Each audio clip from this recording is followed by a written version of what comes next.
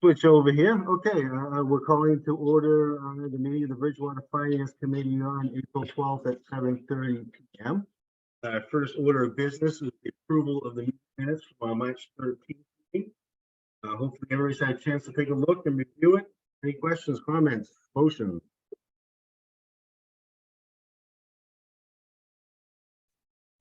Motion to approve the minutes? Okay, thank you, MJ. Second. Thank you, Ray. Josh, if you can roll call. Nate, Aye.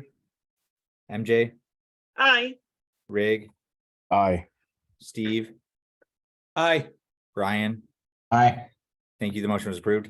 All right, thank you, everyone. Next order of business is public comment. I would ask if there is any public comment, that you state your name and your street address for the public record. Have any public comment this evening?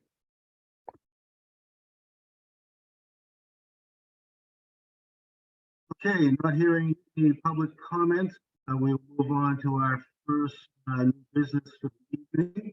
FY 23 town clerk salary.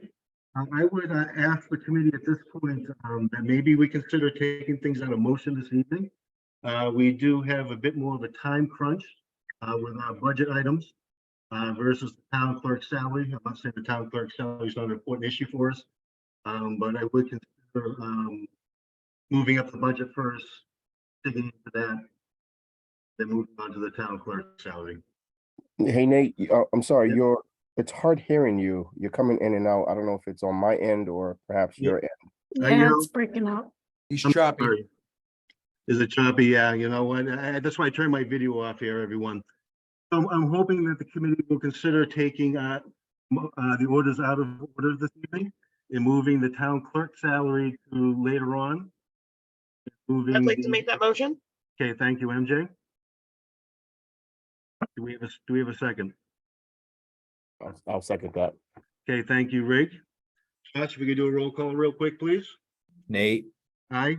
MJ, Aye. Rig, Aye. Steve, Aye. Brian. Aye. Thank you. The motion was approved. All right, thank you, everyone. Moving on to budget order FY 24-001. Mr. Dutton, if you could give us an overview. We do have some new members. All right, thank you, Mr. Chair. Let me do this. And I can probably best provide the overview by sharing the sources and uses document. So Josh, if you could just give me some permissions there, I'll put it up here in a second. You should be all set. Okay, thanks. The now where did I put it? Oh, there we go. So just as a way of a little background for the members, I know some of the members are new and the budget process is the first one probably that you've been through. So let me just sort of spell out a little bit of how we got to where we are now and some of the kind of budget basics. We are limited in what the additional revenues that we can tax real property year over year. So that's commonly referred to as Prop 2.5. So Prop 2.5 essentially means that our real estate tax levy cannot increase more than 2.5% year over year. The only way you can do that, the only way you can increase the tax levy on a permanent basis is with an override. Town, to my knowledge, has had one override in its history, and that was back in 2009 or 2010, sometime before my time. The other way that you can increase the levy on a temporary basis is through a debt exclusion. A debt exclusion is used to pay for capital items, bonded capital items over a period of time. So that's really the only two ways that you can increase the levy. There are other sources of revenues that I'll get to in a second that make up our total package of revenues that we can then use to essentially back into a budget. So we've got a revenue-driven budget. It's dictated by the amount of revenue that we project on an annual basis. It's not dictated by the needs, necessarily the needs of the town or the expenses we have. So we've essentially, I tell people we've got a limited size bowl and we can fill that bowl up with expenses. But we can't go over that limited size bowl. So let me just share. And feel free to ask me a question as we go along, because I know a lot of the lingo may very well there we go. A lot of the lingo is just old hat to us, but I'm sure is not old hat to you. So, all right. So you should be seeing the sources and uses document. This is the basic document that we use to develop. This is a basic document that we use to develop the numbers that we essentially back into on the budget. So for FY24, we've got property taxes. We've got our prior year levy limit, which was 51,606,360. And there's that line for the 2.5% growth, 1,290,000 and change. And then this term, new growth, is essentially the extra tax on the new construction that we realize as of January 1st of each year. So it doesn't go by fiscal year; it goes by what has been completed and what our taxes, new taxes are on new construction as of January 1st. So this is a figure that's very important to us. Over the last few years, our new growth has ended up being well over $1 million. This year, we don't anticipate seeing that kind of new growth because we see a fairly significant slowdown in commercial building and as well as some slowdown in residential as well. So we pared back new growth here, and my guess is next year when you see this document, it may be even less than what you see here. In any case, those three things give us the total levy limit for FY24 of 53,636,485 right here. And then, as I mentioned, there are other sources of revenue. So I'll skip over the debt exclusion part for a second, and I'll come down here. I will come down here to state receipts. So every year we get a package of revenue from the state, and it consists of what we refer to as Chapter 70. Chapter 70 is actually education aid, and we get, if we were not a regional school district, this number would be more like 20 million. But because we have a separate school district, we don't get direct Chapter 7, for the most part, we don't get the direct Chapter 70 educational aid from the state. We do get this little residual piece, and Lori, I can't even remember what that covers. Does it cover like something to do with like the retiree obligations? Yeah, so there's a couple of things. I'm looking it up right now, so I can get back to exactly what it is, but there are old, before the school district was formed, there might be a couple of retirees that are on GIC or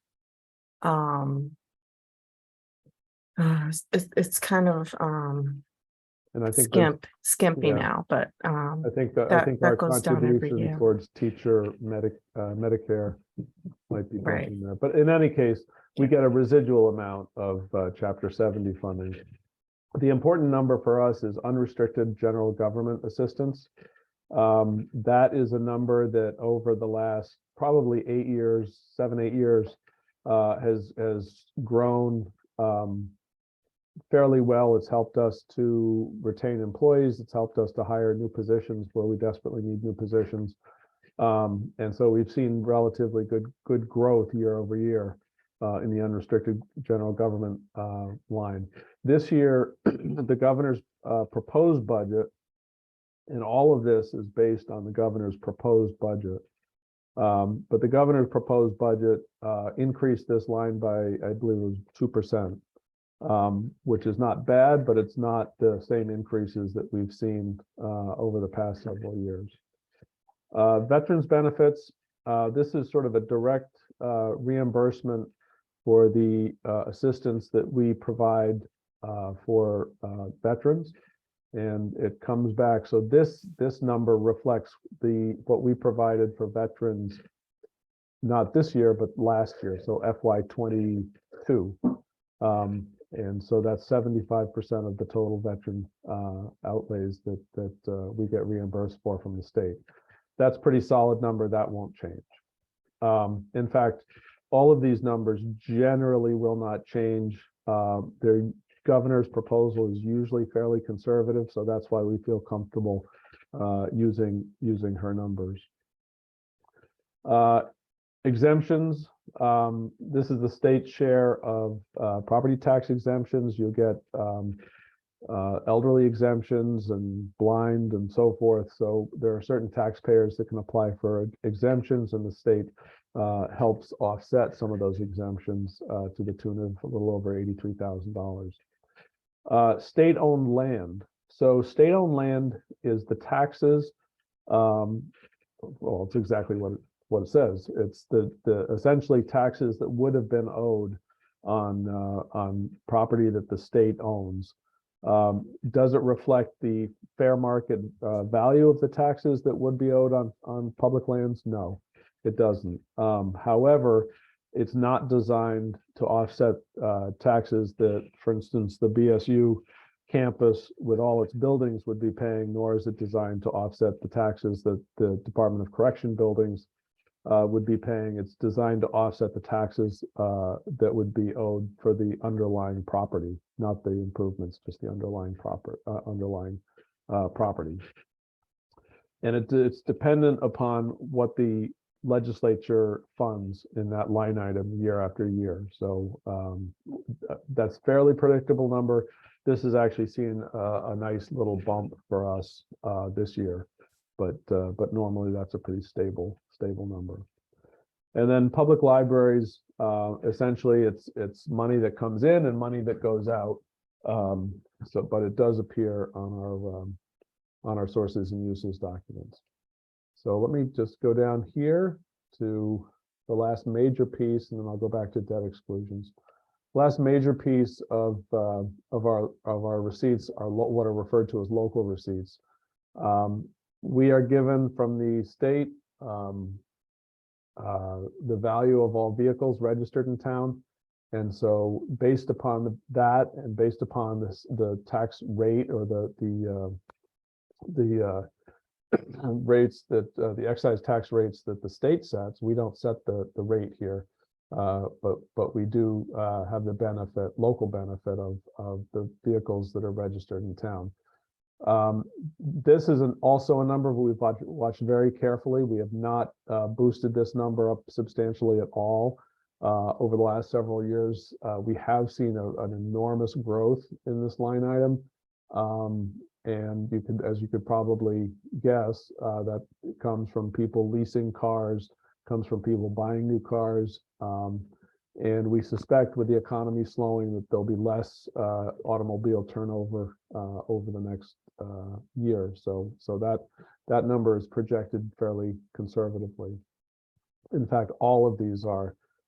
Meals excise is I think it's 0.75% local option on meals for restaurants, and then the same is true with hotels.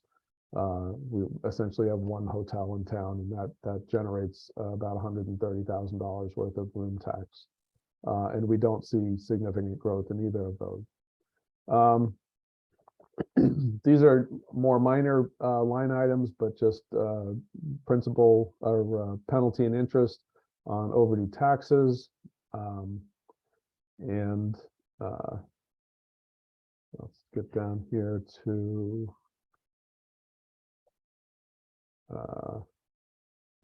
what I want to get to. licenses and permits. So again, we don't see any very significant increase in building. So we have projected flat, basically no increase in licenses and permits. These include building permits, wiring permits, plumbing, so forth. So we don't see an increase there. So local receipts, essentially very flat, but they do bring in over $5.5 million to our bottom line. So let me just quickly go back. I don't want to drag out too much, but let me go back to debt exclusion. So I mentioned there are two ways to increase the levy. One is permanent and one is temporary. The temporary is the debt exclusion. Right now, we are carrying some debt, mostly for the school district or for our schools that are part of the school district, and then a portion of the high school. So that is money that over and above what we normally would be able to tax, we can tax. So the school district this year is a little over $4 million, and you can see on the town side, right now, we're budgeting $256,000. That will change more likely in FY25 when the fire station debt comes on, and if the Bristol Plymouth debt passes, debt exclusion passes, you'll see that as a line item up here as well. So that is just what adds to our allowable levy. So, Nate, I don't know if you want me to stop there and see if there are any questions. Yeah, if you think it's a good point. Any questions from the committee for Mr. Dutton so far? Somebody's going to ask if I could explain all that again. Yeah. I guess one thing we don't see on here, Mike, obviously, we don't have any retail cannabis in town yet. Oh, I'm very sorry. I meant that was going to be one of my highlights and explain why that's right now is a challenge. You can see we budgeted or projected last year in FY23. I think we budgeted or projected, I should say, a revenue of about $230,000, something in that neighborhood, 250. The law has changed now, become effective November, and cannabis businesses that have been licensed for 5 years now do not have to pay simply up to 3%, which every town was had negotiated with their host or with their cannabis companies, basically at 3% of gross sales to offset the projected impact to the town. Now the now the legislature has said, no, we're not going to allow you to just automatically do 3%. We will allow you to negotiate something based upon your actual expenses incurred in mitigating the cannabis facility. So obviously that in legal terms, basic or fancy legal terms, the bottom line is it is a reduction, a huge reduction in our revenues for medical marijuana. So you see that it's gone from 230, 250 down to 20. So that's a reduction, fairly huge reduction in our in that line item. So that did impact us fairly substantially. Mr. Chairman, Yes, MJ. through you to Mr. Dutton. Michael, couple of questions. First one, the state-owned land amount. Has there been any additional movement with talking to our state delegation about trying to get a little bit more of an increase on that? And then second question relates to the motor vehicle excise. Have we seen a trend towards a decline right now in the last couple of fiscal years, or is 3.6 million higher or lower than last year? Just for those who just joined the committee, they may not know exactly what it looked like last year. Are we seeing an upward or a downward trend right now? Nope, that's a great question. So I'll take the state-owned land one first. We are always talking with our delegation about trying to squeeze more money. This is unfortunately a line item that's formulaic. So it really doesn't depend on anything other than the acreage that we have in town, that's state-owned acreage, and the amount that the legislature actually funds in that one line item in the state budget for state-owned land or payment in lieu of taxes essentially on state-owned land. So that's sort of always going to be a challenge for us, and it's always going to be a challenge for us to try to explain to people that in town that say, oh, BSU doesn't give us anything. Well, it's not BSU's decision, it's really the state's decision. And so that's a little bit of a challenge. So, but in this particular case, I did mention that we'd seen a nice bump. So we this year, at least according to the governor's budget, we saw a 20% increase there. So that essentially means everybody in the state that hosts state owned land saw a 20%, roughly 20%, depends how the formula works out. So so that's the state-owned land. And then the other one, your other question on motor vehicle excise, we actually track motor vehicle purchases, we track the markets, we track a whole bunch of different indicators there that tell us that yes, the automotive market has slowed down, the new car sales have slowed down, and lease leasing, new leases have also slowed down. So this this number here, the 3,650,000, is just a little bit over what our projections were for last year. The good news is our projections for last year, our actual payments are on pace are on track to outpace our revenue projections from last year. So I think we've got another couple of commitments. What? You can explain this one, MJ, come on. I can. So for folks who are a little unfamiliar with motor vehicle excise taxes, we for the most part get a bill at the beginning of the year. And over the course of the year, there are several different commitments that happen, typically 6 in a calendar year. There can be a 7th or an 8th, depending on the size of the town, and when purchases happen at the end of the year. But most often your biggest tranche of money for excise will happen at the start of the year, usually between February and April. And then the commitments happen throughout the year as people buy and sell cars and then change over plates and registrations. So they can be fairly brisk collections throughout the year. And actually, I was going to lead into my follow-up question for you, Michael, on this one. For delinquent collections, how are we doing on, because I see there the fees is fees, variable, septic, NV, registry, and I know registry fees usually mean marking fees. And it's going to also tie into real estate. Is there any money we're leaving on the table right now for uncollected bills? Is everything going through the processes to be marked as efficiently as possible? And then for the real estate side of things, are we pretty much current into what we need to put on tax title for delinquent collections? I would say short answer is absolutely, but I'll let Lori answer that one. She's probably got more up-to-date info than I do. I'm having trouble unmuting myself. Yeah, we are right on top of our tax title, our motor vehicle demands, the demands for the first commitment, I think it just went out or they're going out. So we have a great staff in our treasurer collector's office now, and we've got precise procedures and policies in place, and we are very methodical and very on top of everything right now. So it's a good thing. A quick follow-up question, Lori. Right now, do you know how much we currently have outstanding for tax title it's still owed to the town before possibly going to auction or closure?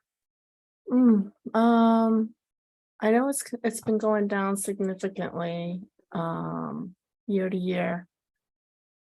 At one time before we started getting our procedures and policy in place. It was like 1.2, 1.3 million. And last year, I believe we got it down to like 700. So this year, I'm hoping that they close the gap on that, on more of that. So, I'm hoping for that too, just because it just from a collection standpoint, just so folks know, the last thing we as collectors want to do in our field is take people's property. So the Right. more we can get that closer to a zero receivable, the better, because then we're actualizing the revenues on the tax levy instead of having to go after it in another form of collection method.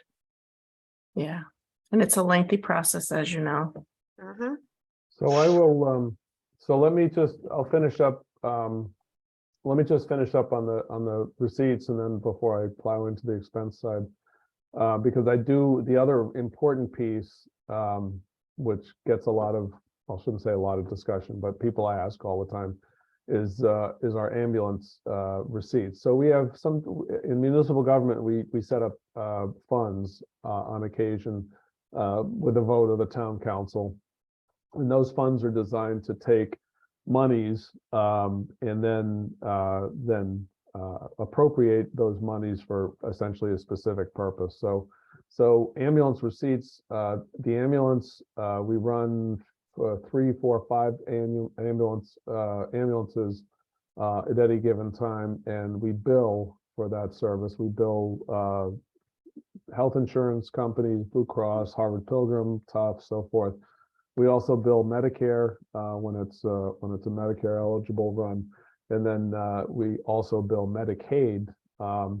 And Medicaid's interesting because generally it doesn't quite cover the actual cost of the run, but then at the end of the year we fill out some paperwork and then get a sort of a lump sum that more than makes up for sort of our quote unquote losses on Medicaid during the year. But regardless, this number, a little over $2 million, is an increase. When the COVID pandemic came along, we saw a significant decrease in the number of runs, which was for a lot of people is counterintuitive because you think, oh, COVID was such a pandemic and there must have been lots of ambulances running all over the place.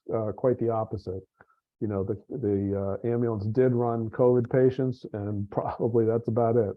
So if you severed your arm, the last place you wanted to be was a hospital. So, you'd ask your spouse to just sew it back on rather than go to the hospital. So we saw a significant decrease. In fact, the only time we've dipped into our stabilization fund was, I believe, in 2021.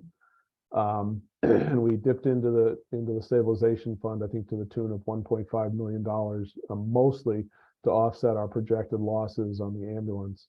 And that's exactly what stabilization is there for. That's exactly how we used it. The good news is that we were able to replenish all of that and more the following year with free cash. But regardless, since the pandemic, ambulance receipts they tanked, and then they started to climb, and we're projecting to be pretty much right back where we were in 2019 when pre-pandemic. So this amount is designed to offset the cost of providing the service. So as I say, all those insurance billings go into a fund, and then the council has to vote to pull those monies out of the fund to offset the cost of the ambulance that we run. That doesn't come close to covering the full cost of the fire department, but it does offset some of the cost of providing ambulance service. Some of the others, transfers, we call them transfers, come from, for instance, golf. We get about $340,000+ a year from the Indigo Golf and Barrett's Ale House, both of the vendors that we have selected to run food and beverage, and also the golf course itself. And so that money comes in, and then the council will vote that money out to cover things like the retirement expense of the prior municipal employees I should say the employees that were previously on the town payroll. So we still have a retirement obligation there. We also have the remaining debt on the clubhouse that we have to pay, and that comes out of that transfer. So that essentially makes, well, let me touch on the diff. Because the diff is not something that you would normally see. So for folks that are new to the finance committee, if you were on the finance committee in almost every other city and town in the state, you wouldn't see this. This is something that we are pretty proud of, actually, because it made the difference in our industrial corridor on Elm Street.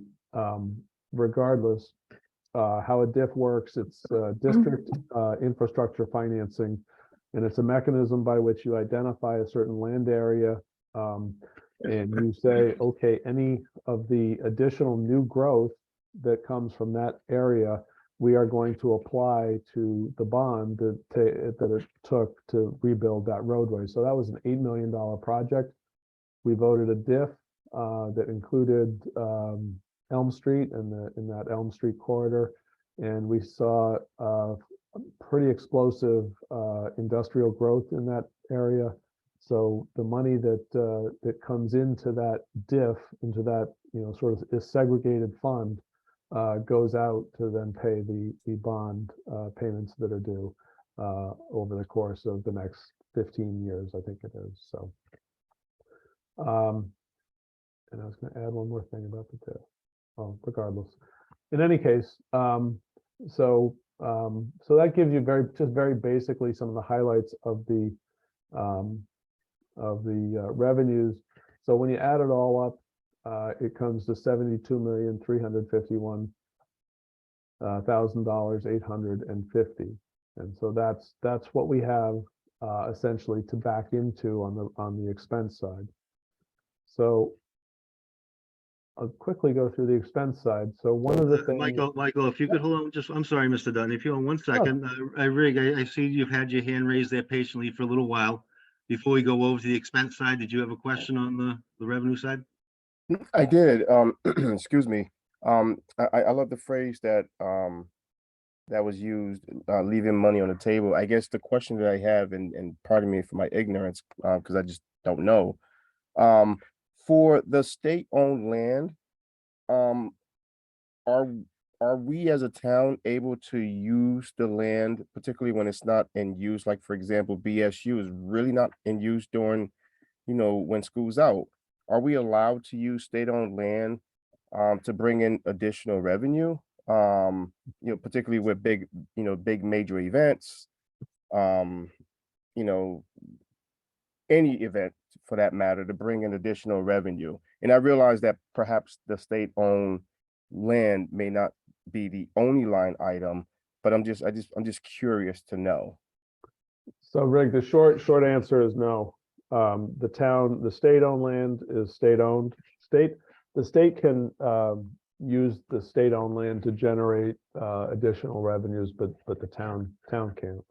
And in fact, BSU, for example, I think this is sort of where you're going, but BSU has summer programs. They might have executive education in the summer months. So when it's outside the school year, they certainly use the campus and the dorms and the classrooms and the playing fields and the athletic facility for other folks that are paying for that privilege or that opportunity.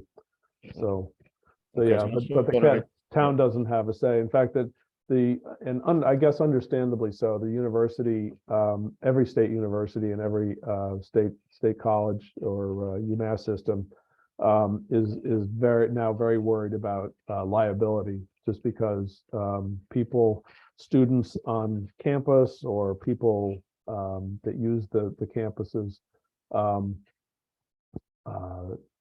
see a deep pocket. So if there's a way to sue the state for something, they do, and that's so that all the universities in the system have become very careful about who uses their campus and the waivers and so forth that they have to go through to actually use. And that we had the Bridgewater as a running program that was subjected to that. I know the 4th of July parade used to, sort of organize in one of the BSU parking lots. And it got to the point where the state was telling BSU that they had to get waivers for every single person on every single float or every single band member that was in the 4th of July parade. So a little crazy, but and unfortunate, but I kind of get why they have to do that, but that's way more way more than you asked me. So No, I appreciate it. Thank you. It does make sense. So thank you. Eric, you have a question? You're on mute. Thanks, Nate. Sorry about that. Just out of curiosity, because I think based on what I'm seeing, we've seen some pretty significant growth in our revenues over the last couple of years. If you don't have this is fine. It's more curiosity, not. But over the last 5 years, where were we 5 years ago with revenues compared to today? Because I seem to remember we were in the mid 60s at one point, which I think is a tribute to the work that the town's been doing to increase revenues, which obviously gives us the ability to do more on the expense side with police, fire, schools, et cetera, et cetera. Does anybody have a figure from a couple of years ago on where we were, or 5 years ago from where we were on the revenue side? So let's just to pick a year. I'll go to 2018.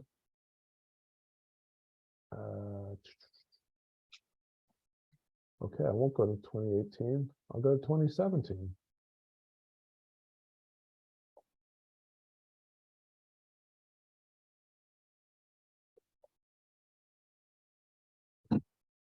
To give you some sense, for some reason it takes a while for Excel to open on my computer. Oh, there we go. So this may be a little bit of apples to oranges. But in FY17, our total revenue projection was a little over $50 million. Yeah. I just think it's important for everybody to understand that, as we drive more revenues, it's how we're able to support the town. So I think that speaks volumes of where we were even 5-6 years ago. So appreciate that. Nope, thank you for asking. And I will say that one of the things that's sort of overarching for us is to make sure, and it has been since I arrived, is to make sure that whatever, 90% of our budgets are people. So it's most of them are fall under collective bargaining agreements. So when we're negotiating a collective bargaining agreement, we're negotiating salary rates for 50 people, 20 people, larger swaths of folks. So one of the things we've been very attentive to is to make sure that and we use the word sustainable, probably overuse the word sustainable, but to make sure that those budgets and those, or rather those negotiations result in a sustainable collective bargaining agreement. Because the last thing we want to do is negotiate something that we can't sustain year over year, because generally they're 3-year contracts. So if we negotiate something that we can't sustain in year 2, we might be able to absorb in year 1, but we can't sustain in year 2. That means we have to lay people off, and we certainly don't want to be in a position where we're out trying to hire people and then the next year we're having to lay them off, because that is clearly not a good management practice. But you develop a reputation, and once you develop that reputation, it's very hard to recruit quality employees to town. So I think for at least 10 years, we've been very attentive to not negotiating something that we know we can't fulfill or sustain. So and that kind of goes along with Eric's question about revenue growth. At the same time, we've tried very hard to see alternate revenues maximize the other alternative revenues where we can, so that we're not impacting taxpayers and we're not going to the town asking for override votes. So we've been very focused on that.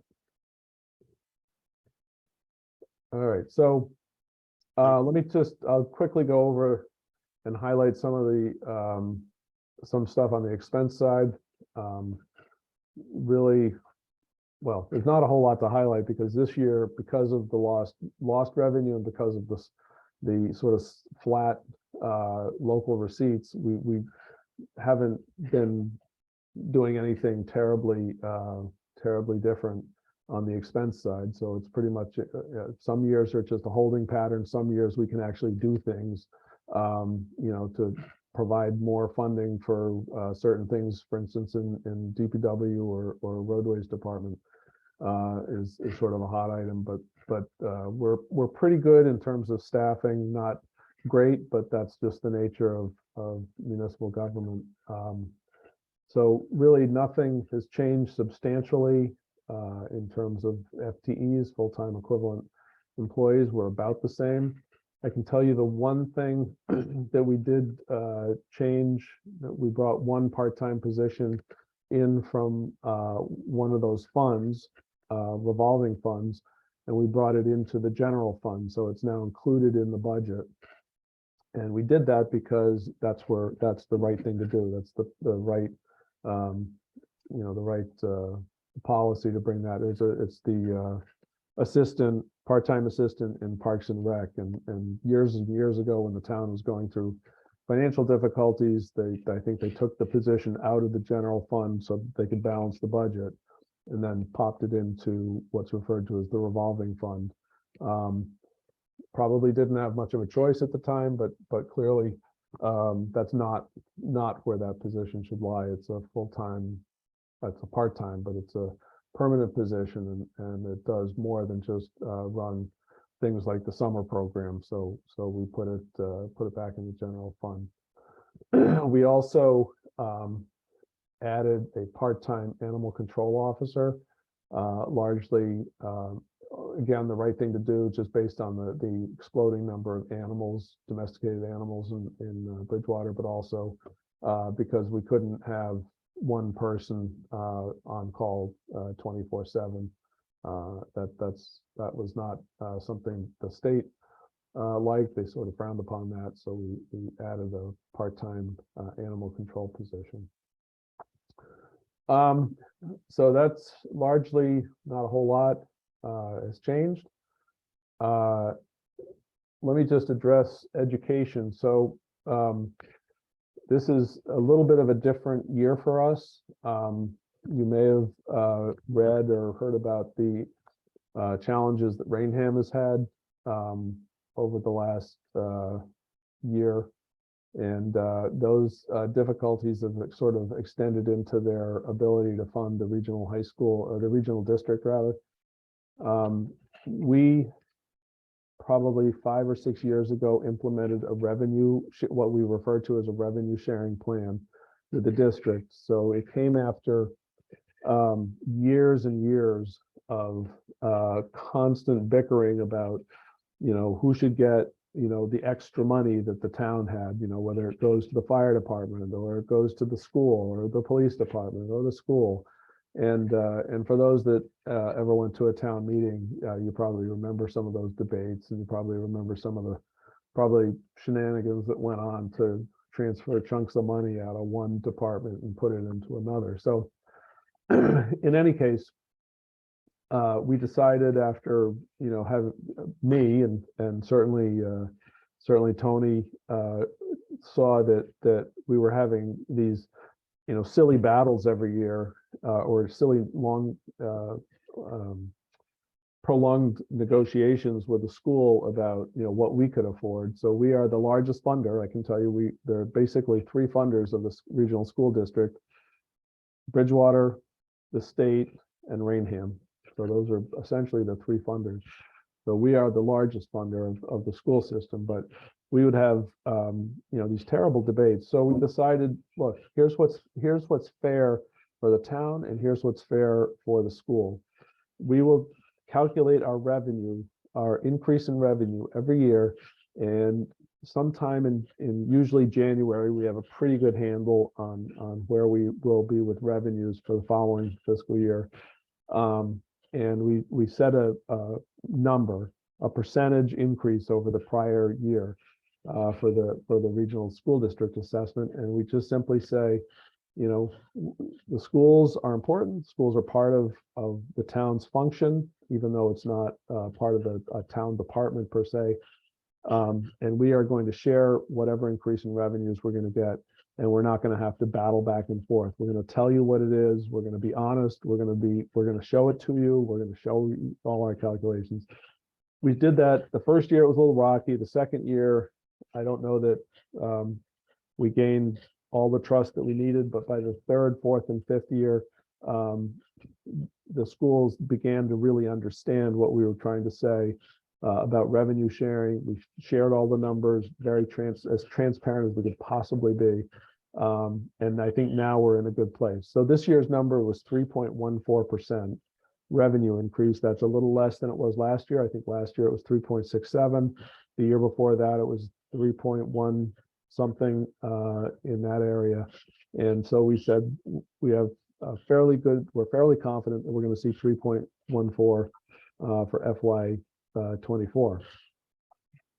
Well, usually it's Bridgewater I shouldn't say that. Over the past number of years, it's been Bridgewater that's sort of been dragging down, if you want to put it that way, the assessment, because Rainham will tell us that they're willing to spend 5% or they're willing to increase to 7% or whatever the case may be.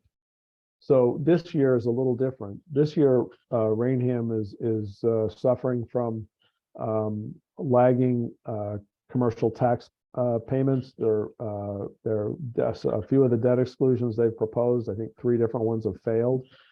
And so they are having some challenges. So Rainham said all we can do is afford 1%. So the regional school district calculation here is based on the 3.14%, but our assessment is going to be based upon, I think it's 1.5, the way the numbers work out, 1.5%. So what we have said, in keeping with the spirit of our agreement, was that we will take that difference, that delta between the 3.1 and the 1.5%, and we will allocate that, we'll set that aside and we'll allocate that towards the capital that the schools, Bridgewater schools need for FY 24. So that money will get spent on the schools. We didn't want to have we didn't want to rob, just because it was available money, we didn't want to rob, that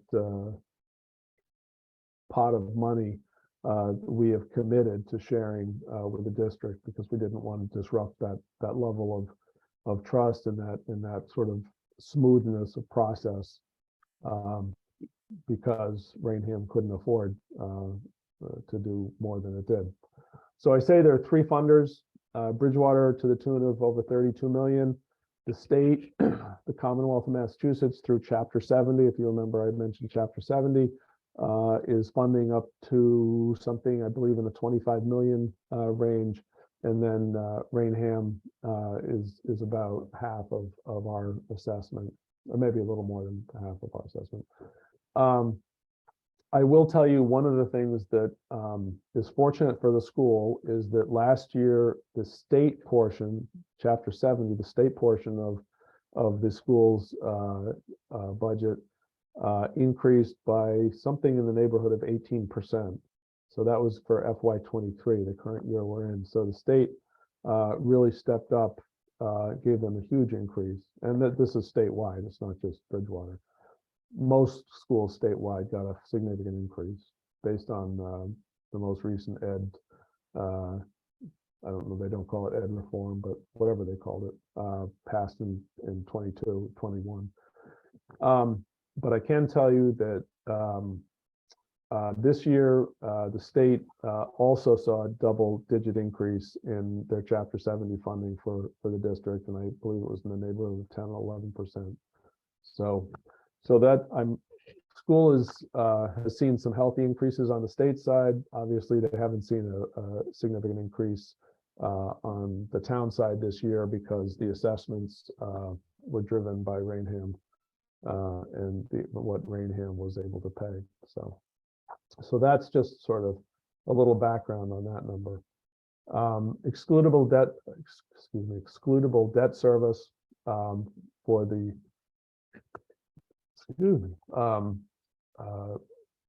the district is right here. 4 million, a little over $4 million. That's the Mitchell school for us. That's the Mitchell school payment as well as the remainder of the high school. Bristol Plymouth. So I'm sorry, Bristol Aggie is a school we're not a member of, but if students in Bridgewater choose to go there, we are obligated to pay that tuition. And same is true with Norfolk Aggie at $157,000. So we are obligated to pay those, and we are not members per se of either of those. So one of the things that makes up a huge portion of the debt, the assessment is actually transportation. So if a student goes to Norfolk in particular, they have to in order for us to cover the cost of the transportation, they have to be doing a program that's not available in any of the schools where we are a member, and it's only two. It's Bristol Plymouth Regional Technical School or the Regional District. So if the program is not available in either of those two places, and they go to study that at Norfolk or Bristol Aggie, then we have to cover the transportation cost there as well. And the transportation cost, I believe, was $457 $457 a day for those students, correct? Or 35. Yeah, Michelle's got it. Okay. We were like, is this right? Because it was just like such an increase from the last few years. We Yeah. were flabbergasted. So it's that's something that we will continue to work on. And it seems, in relative terms, you're looking at a $32.5 million budget here. It seems like, oh, this is, nothing, but we are going to do a lot more digging into these numbers just to make sure that because if we don't, and all of a sudden we have 20 students going to Norfolk Aggie, will have an enormous expense, and that could happen. I mean, Norfolk Aggie in 1 year could get to be very popular with 10 kids, and all of a sudden, we're on the hook. So that's something we're looking very closely at. And there is another note on that too, because we did call the Department of Education because the governor's budget did include some increases because transportation was so extreme. So when we do our reporting at the end of the fiscal year to the Department of Education about what we spend with the regionals districts that we do have, we should probably get, or not we should, but I was told that we will get reimbursed for the cost that we do pay out, but it doesn't come back to us for like, I don't know, 1 to 2 years because they're always behind. So whatever we do end up spending will come back to us, and it just gets, we don't budget for it or anything, but it just goes back into the general fund, but it's usually a couple years later. So. Well, that's good news. Thanks, Mhm. Lord. And then just to round out, we have certain charges that we are assessed through the state. We are an MBTA community, so we've got certain costs associated with being an MBTA community, certain assessments that we pay for that, and then the county to fund county government, we also have an assessment for that. So those are reflected in those state and county assessments. And then snow and ice. Laura, you want to just talk, or Michelle, you talk about snow and ice and how we don't necessarily have to budget for that, but we do have to pay for that. Sure. So we do, obviously we have to make a budget, but once we increase our budget, then we can never decrease it. So we just kind of keep it static every year, and then whatever we spend, we're allowed to deficit spend and then raise it when we set our budget for, when we set the tax bill rate in the fall. So we estimated low this year because, you know, hasn't been too much going on, but I think we just got one last delivery, and I think we're going to be closer to a $200,000 deficit, which is like the lowest it's been since I've been around. So, That's the result of global warming right there. yeah. I don't know if that's good or bad. So in any case, that's Oh, that. Real quick on snow, apologize. Do we, if I recall, we used to be able to spread misses over 3 years, right? So if we had a larger snow season than what was budgeted, we could spread that miss over 3 years. I think it was something like that. I might be off. Yeah. Do we have any overages that we're covering in that number when you say the 200? Okay. No, so we, Yeah. in 2015, Thank fiscal you. 2015, that was the year that we saw a 3-foot snowstorm every Monday morning. And the Mitchell School roof collapsed and so forth. So that was the bad year. That was the one time that the governor, and I'm not sure if he did it by executive order or he did it through legislation, but that's the one time that we were allowed to sort of spread that cost over 3 years, just because it was going to kill every community. I mean, I think our snow and ice that year was, I don't know, $2 million, or it was way up there. So that at the end of those 3 years, we were up to current, and then so we haven't needed any relief since then. So, and that was the first time in my recollection, the first time that that the cities and towns in the state were allowed to do that. Right. Yeah. That was a good question here. Okay, Yep. thank you. Yeah. had We a did sim- split it up under 3 years, I think it was. I did have a similar question, actually, Eric, so you read my mind. All right, do we have any questions for Mr. Dutton, Lori, Michelle? At this point? Yeah, just a quick question, Michael. The at the top of the budget, the differential, is that On the revenue, on the revenues or on the, the revenue? Is there any trend in that? Is that been typically the same every year? Does it fluctuate based on in a large fluctuation? so no, well, so I'll go through, so no on the property tax, that's predictable, as far out as you want to go. So in relative terms, that's very predictable. The Chapter 70, all of these figures, all the state aid figures, usually are fairly predictable, and usually are, we usually see an increase of some percentage. It might be 1%, 2%. In this case, Michelle reminded me that we were about 20% more in that state-owned land figure, which is unexpected. And not the norm for a lot of these.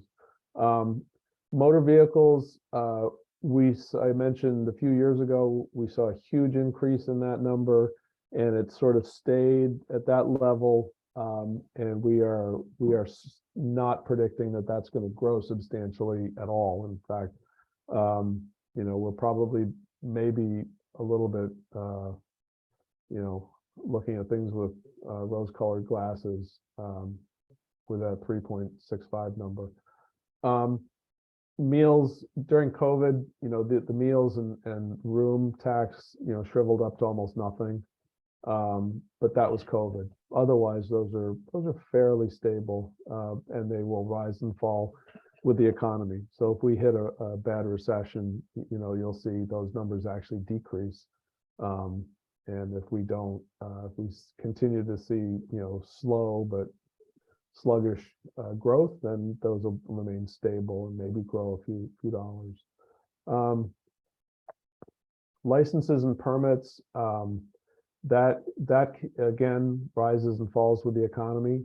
So during COVID, everybody and their brother was doing renovations, so and building new buildings for that matter. So you had a fairly significant increase in that number. But that number there, licenses and permits, when we get a project like the Elm Street warehouse or the warehouse on Bedford, we're sophisticated enough so that we know that we can't, if we get, if one building provides $300,000-$400,000 worth of permit, we can't use that the following year, because those are once every 10-year kind of bumps. So we don't, we're attentive to that, but that line can go up and down significantly if we have a very large project,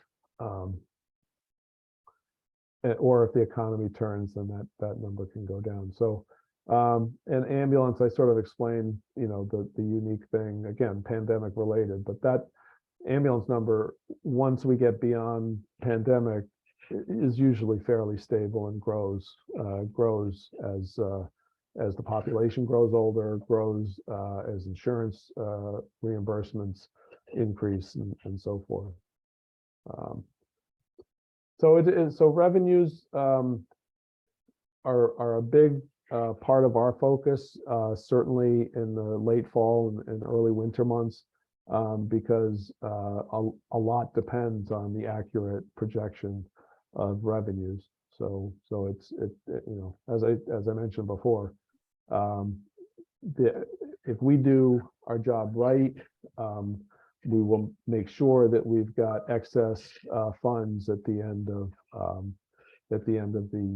the year, because we have been conservative with our revenue estimates, and controlled our spending so that we have a nice buffer at the end of the year. That buffer at the end of the year, if we do our jobs right, and we follow the council's resolution, should be between 1.5 and 2% of our annual budget. And that it comes back to us and is referred to as free cash, which is a term you probably heard before.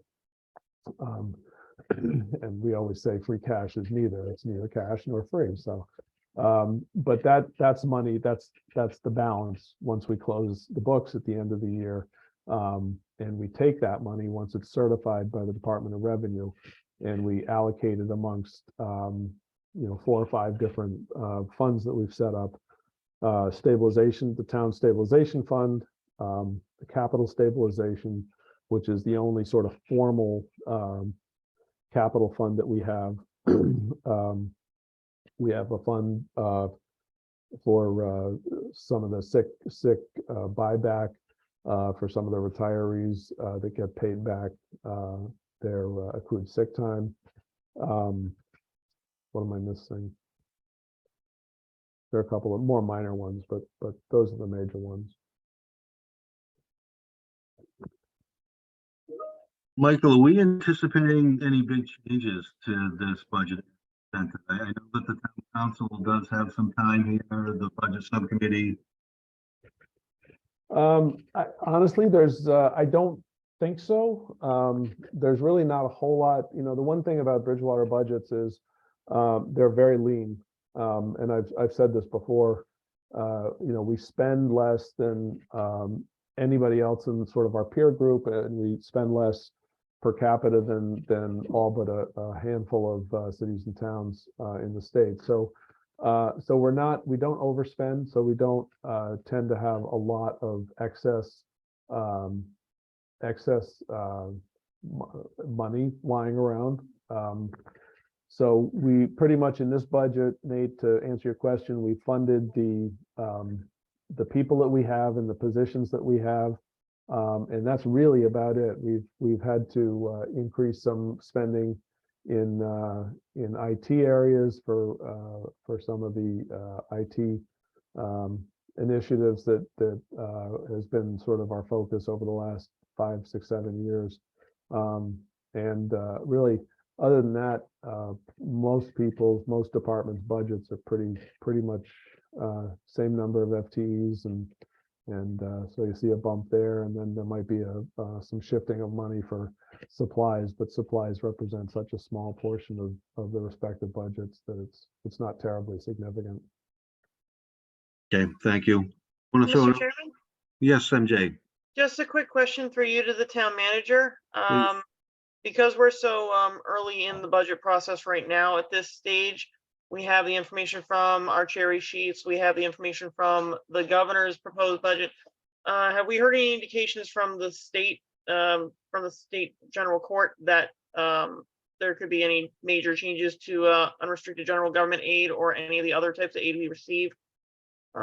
Just knowing that we're budgeting conservatively, I just want to make sure we're not running the possibility of there being less when the state budget gets approved before the end of the fiscal year than what we're already conservatively budgeting for.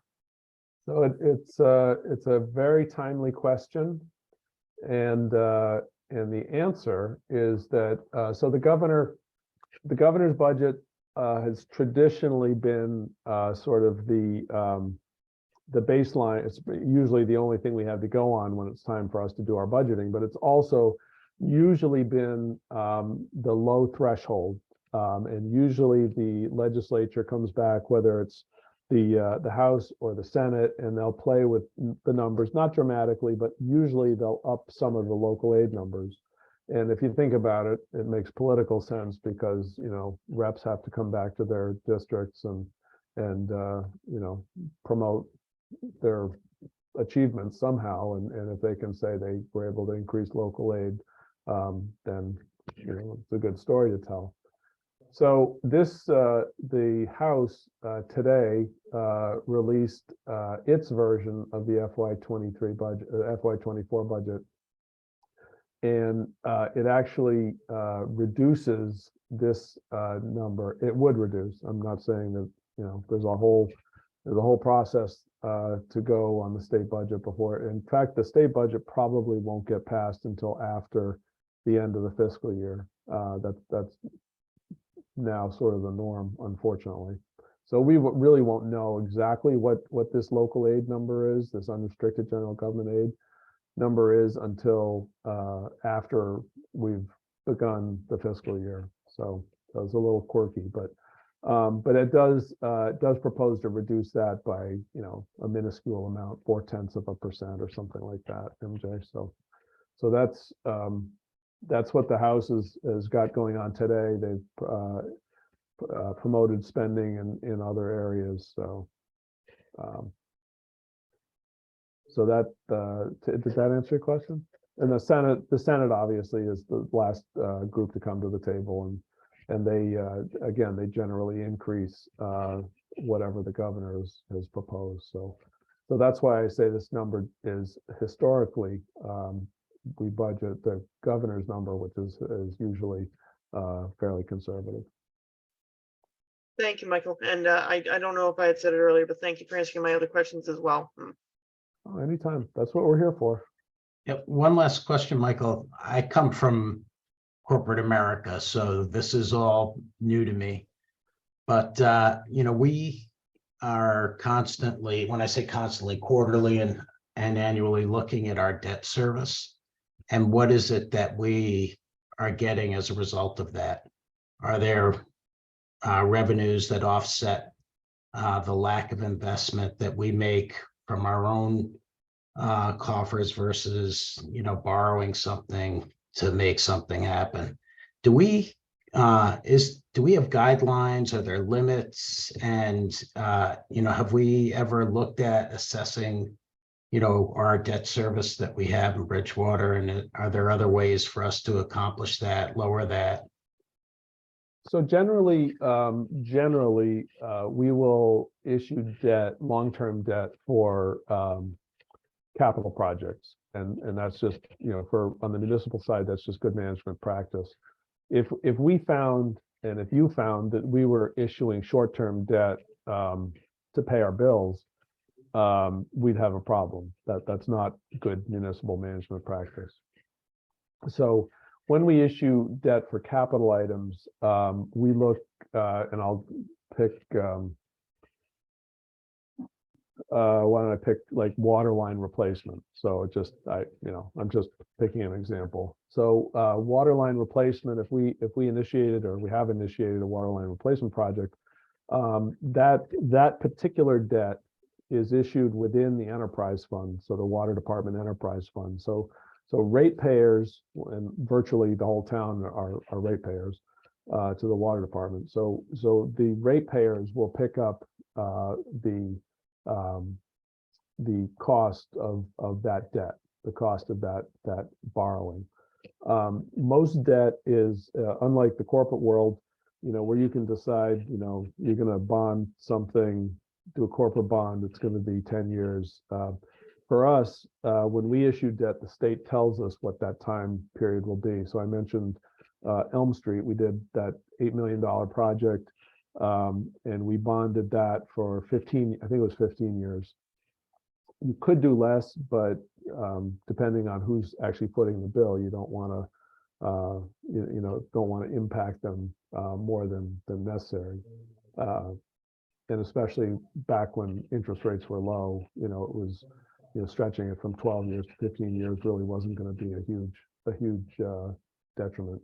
Regardless, so the Elm Street project, we put in water lines, we put in sewer actually before, water and sewer came before the big project, but the big project was $8 million. We got a grant from the state of roughly $3 million, I think it was. So that cut the cost, obviously, of the total project, and it cut our indebtedness to say $5 million, which is what we bonded. So because we did that district infrastructure financing piece, we were able to generate within that district the revenue to pay for that bond. So that's not something that most municipalities can really wrap their heads around. But we figured it out. We were the beneficiaries of some law changes and some Department of Revenue policy changes that allowed us just to do it without having to go to the state legislature for permission. So every time we look at the issuing debt, it's got to be for obviously a capital project, as I said, or at least that's our policy. But every time we issue debt, we're looking to see, how is it going to be repaid? Who's going to repay it? Are we structuring our user fees in the case of water or the case of sewer? Are we structuring our user fees in order to make sure that we can cover the debt payments on an annual basis and also cover the operational expenses within that department on an annual basis? So, and then we look, the big factor for us, unlike the corporate world, the big factor for us is really grant funding. How much of that debt can we avoid issuing through grants? And most of our grants to date have come from through the state. We're looking at now going after some federal grants, to offset the cost of a bunch of capital projects that we see coming up. But I don't know if Brian, I answered your question. It's sort of. Yep, no, that was good. I appreciate it. Thank you. It is trying to, wrap your head around municipal, the municipal finance world when you've been in the corporate finance world is a challenge. It is different, that's for sure. Everybody goes through that process, I think. All right, good question, Brian. Anybody else? Questions, comments, thoughts? We have spent quite a bit of time on this. We have gone through a lot of information and we've had some really good questions.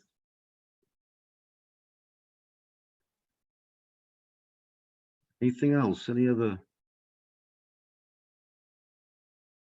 Do we want to make a motion this evening or?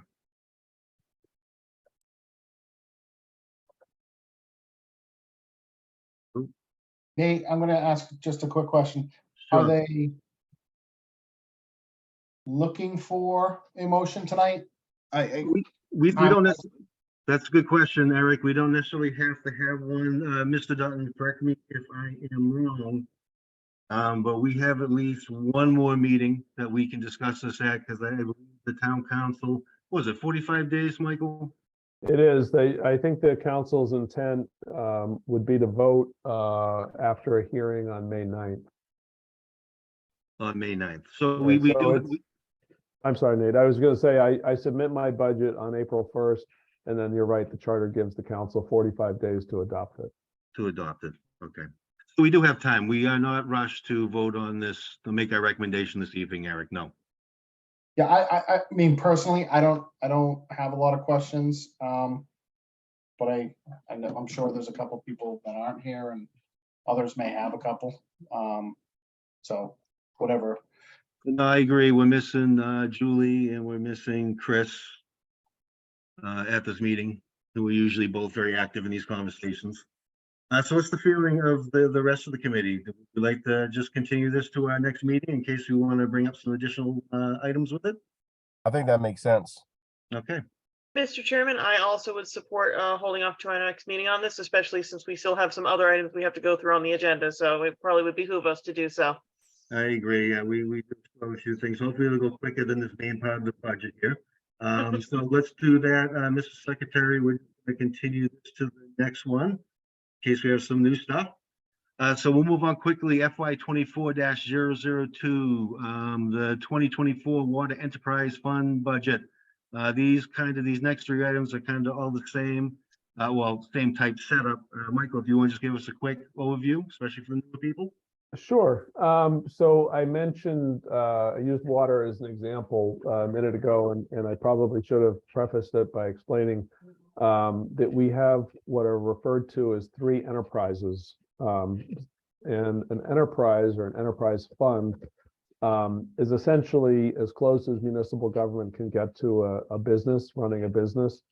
And so it's designed to be a separate entity or separate piece apart from the general fund budget. And in it, the state law tells you exactly what you can have enterprise funds for. You don't have to have enterprise funds, but in Bridgewater's case, we have three enterprise funds. One is for the water department, one is for the sewer department, and then one is for the transfer station. So we run those as separate entities, and if one of them went belly up, it wouldn't impact the general fund of the town. So that's sort of in theory, at least.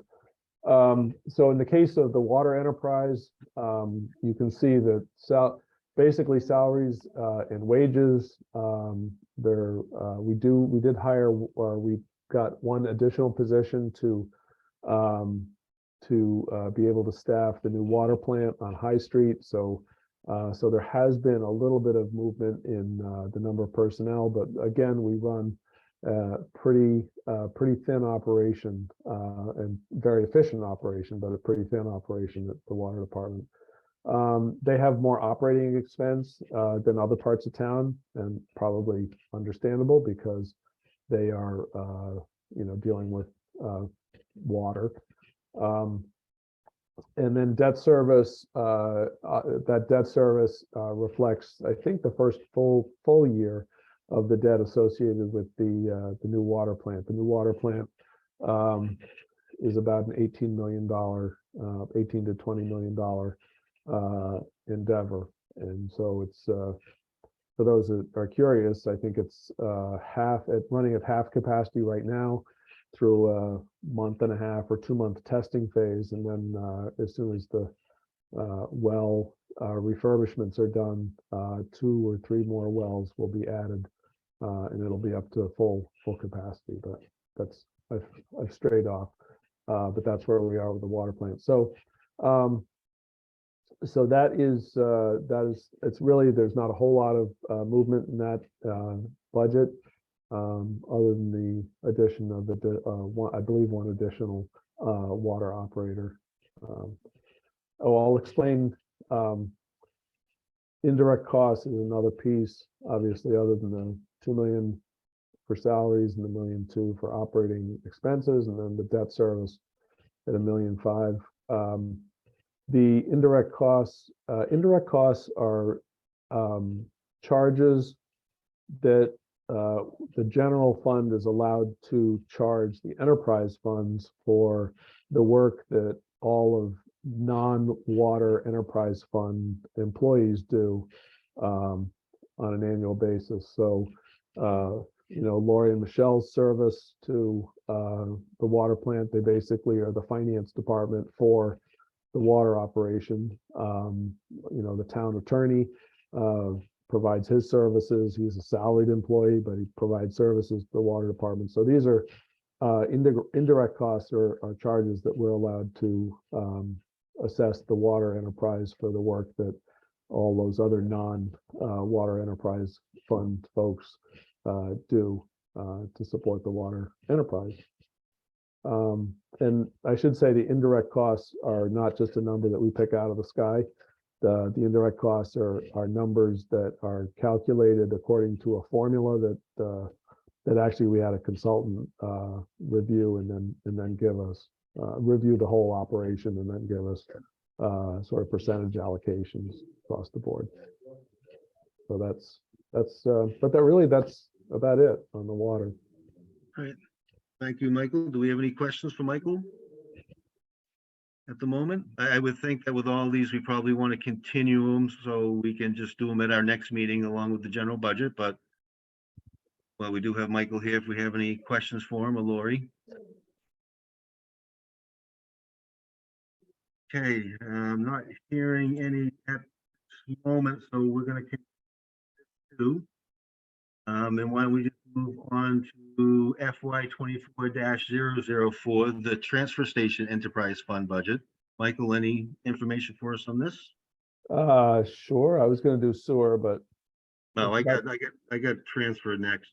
oh, okay. Sewer's the same as water anyway. Oh, no, maybe I went by sewer. I'm sorry. It is sewer, my bad.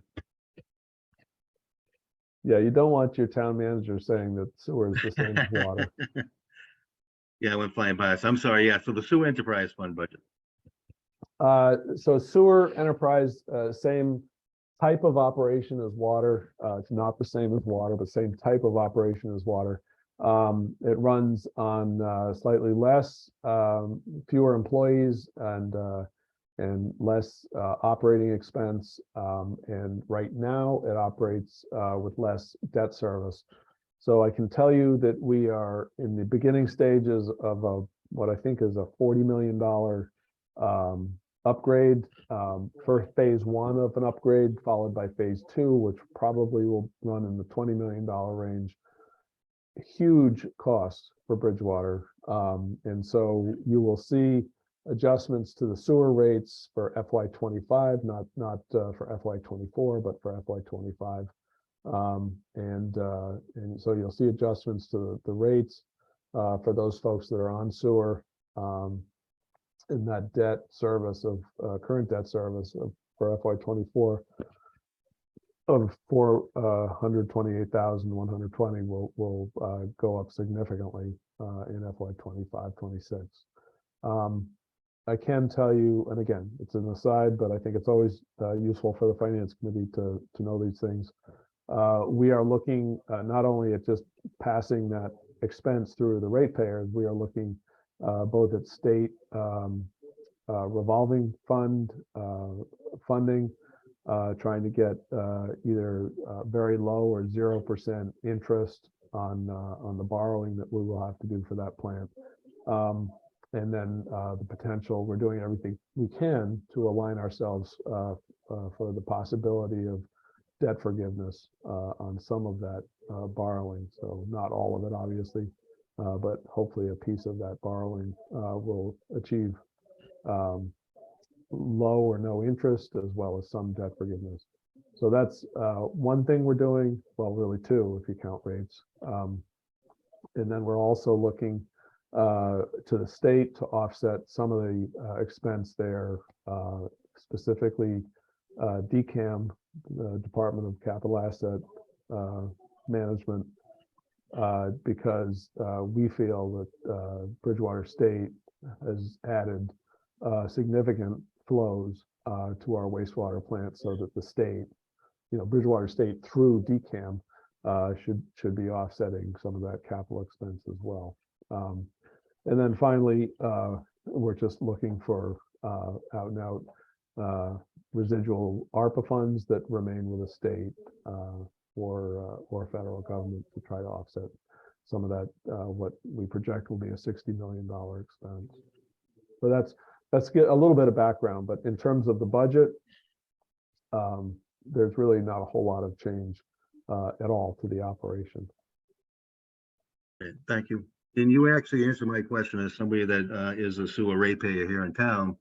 I know for a lot of the fellow ratepayers, there's a little bit of being afraid, kind of taking the shock from the water increase, and then now looking at a sewer one too. Granted, it's used and there's a benefit to it. That's not denied. But it's good to hear that the town will look in ways to not try to pass on every single rate. Yep, and that, for what it's worth, Nate, even with this increases in rates, I would rather be on town sewer than I would on a Title V system. Oh, in the long term, no doubt. Yeah, absolutely. All right, any questions on this item?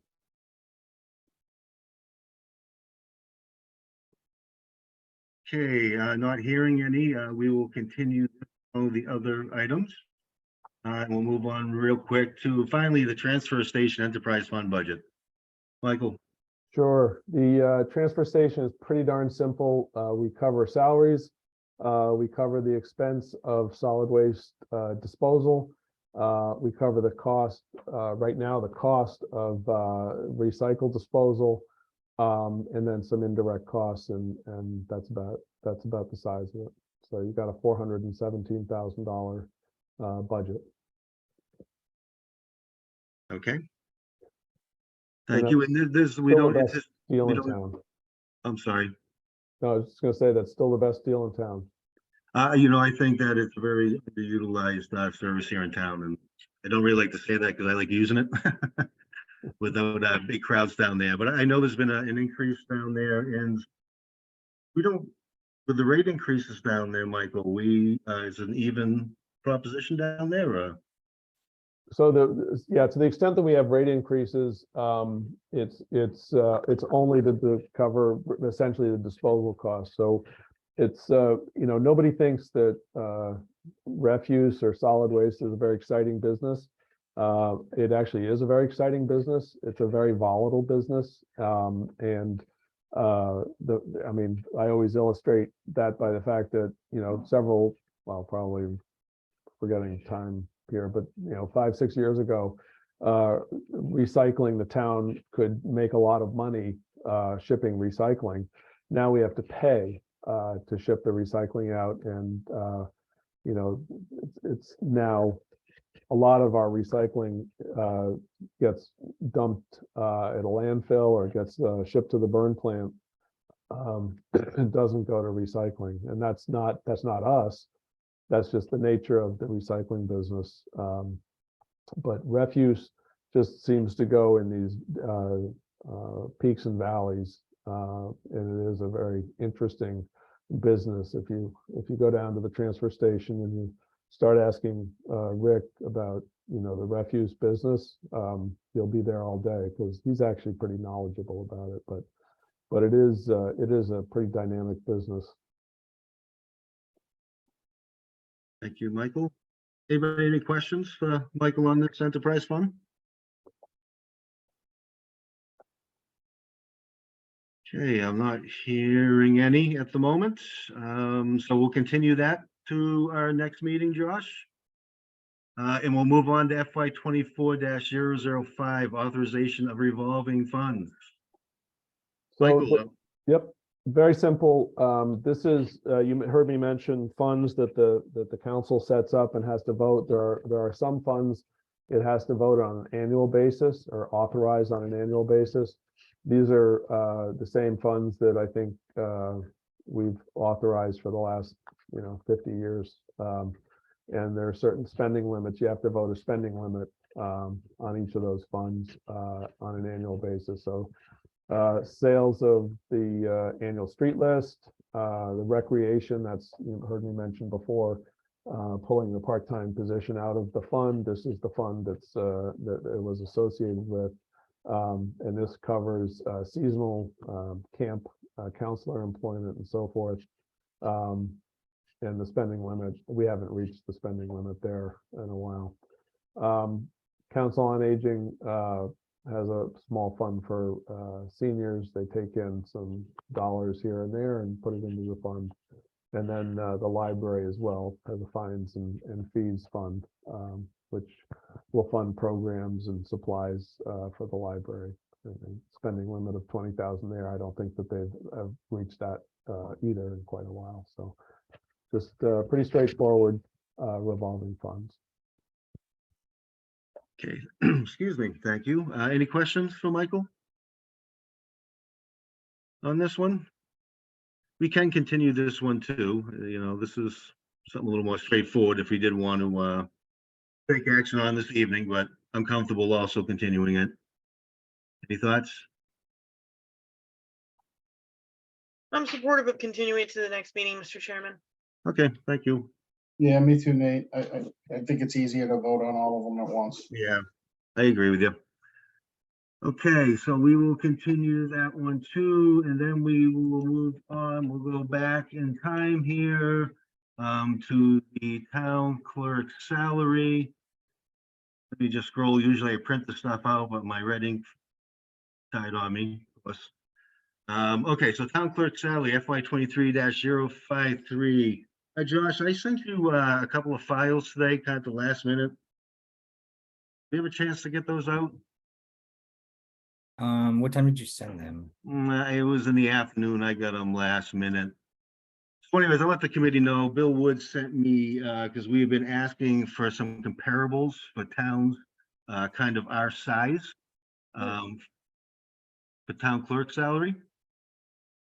If you remember, so Bill sent along some towns. He sent along Franklin, Middleborough, Wareham, and they're kind of comparable towns. Yeah, I saw it, Nate. Huh? I saw it too. It was sent. I Was forget, it but sent? yep, All right. I didn't get it. That's why I was asking. I'll try to find it right now. All right. Mr. Chairman, Sure. Yes, MJ. given the lateness of the hour, Yeah. I feel like we would probably, as a committee, have more energy to take on this particular discussion at our next meeting, if not as the first item.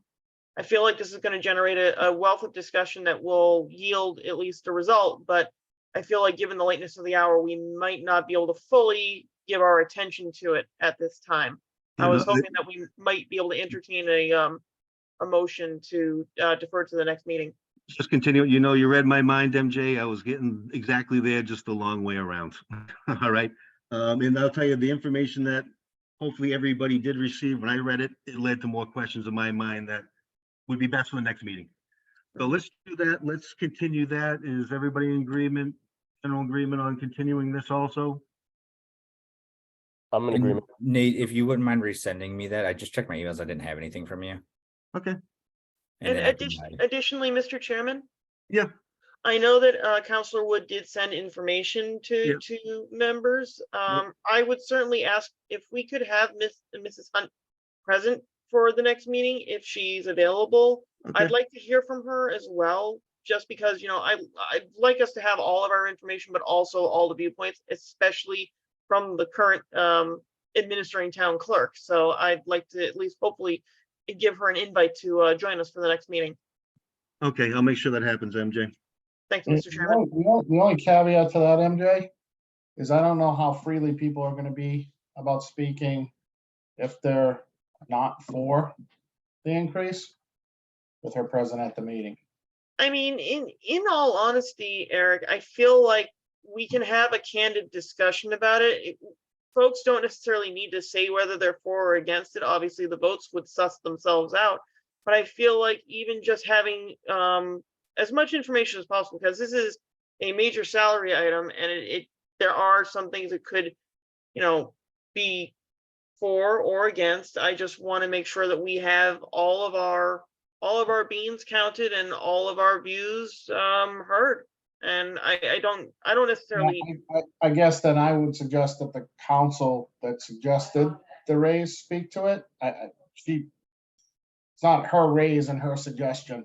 It's, Yeah, maybe ask, that's a good point, Eric. Maybe ask Mr. George.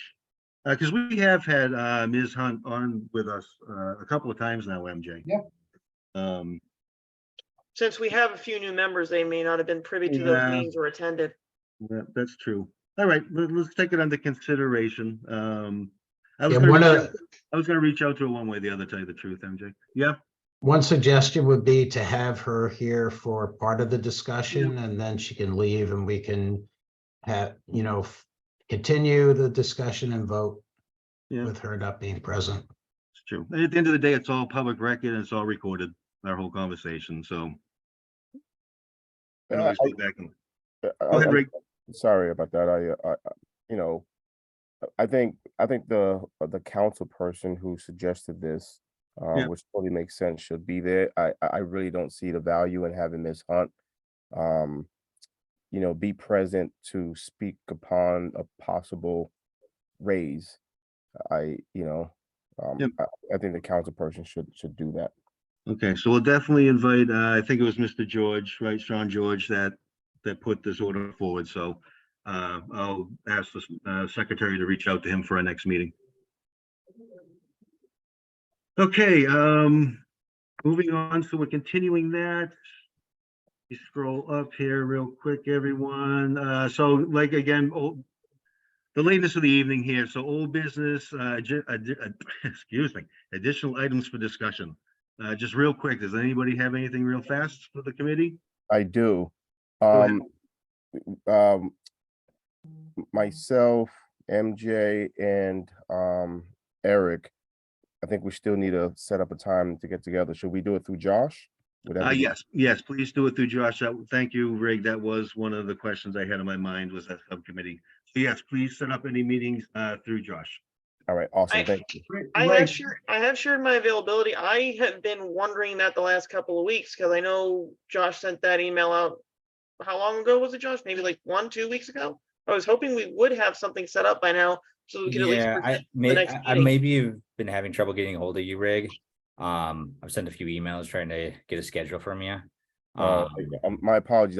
I did not see it, so my apologies. Okay, no worries. Would you rather me give you a call with Yeah, what if Eric you don't- and If you don't mind, because I'm getting a lot of emails from different sources. So I may have missed it. Well, clearly I've missed it one way or the other. okay, no or problem. I it can give you a call.